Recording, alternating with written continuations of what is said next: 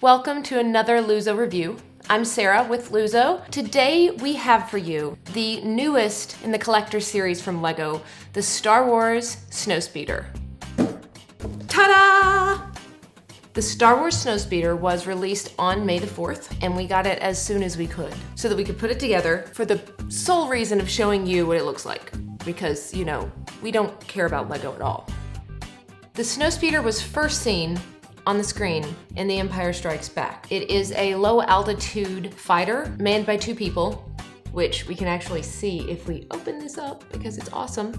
You've got the pilot and then you've got your gunner seat in the back.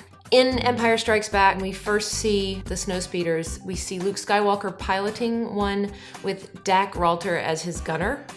And unfortunately, Dak does not make it out of the Battle of Hoth. May he rest in peace under the snow, smashed by an AT-AT.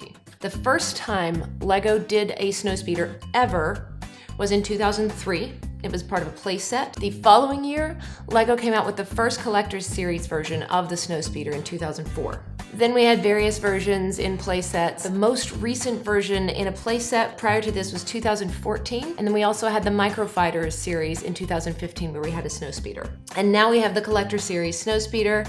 It is 1,700 pieces. It took us about 4 hours to build. The nice thing about this one, the thing that was actually refreshing, with the Star Wars LEGO sets, and especially with the more recent collector series, they're the Empire ships. And there's a lot of gray pieces on there.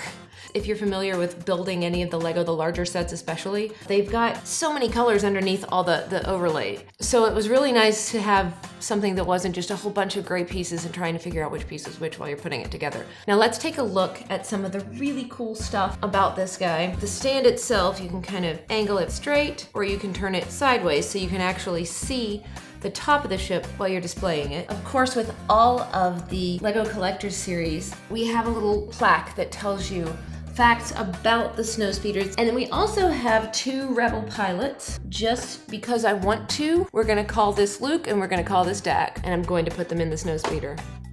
Whoop! Don't do that. So I'm gonna stick Luke down in here. Wow, it's not quite to scale. One of the cool things about this is that you've even got a little steering wheel in here that controls the gun on the back. So if I turn it, it turns the gun.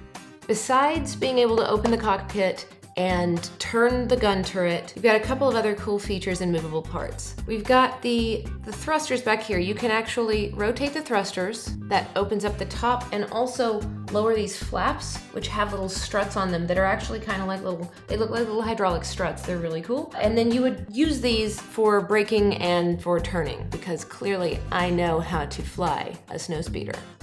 It's amazing to me every time we build one of these collector series style, even the smaller LEGO, they just put so much detail in the ships. There's so, or in all their LEGO, there's so much that goes into it before you even get that outer layer on. If you aren't the one who built it, you're not even necessarily going to know what went into it, but there is so much underneath here and inside that it's just amazing to me, the time and thought put into building it in the first place. Thanks for joining me for another LuZo review. If you like this and you like other reviews or you just like what we're doing here, please subscribe, like us, follow us, find us on all the social media. We're out there, LuZo Productions.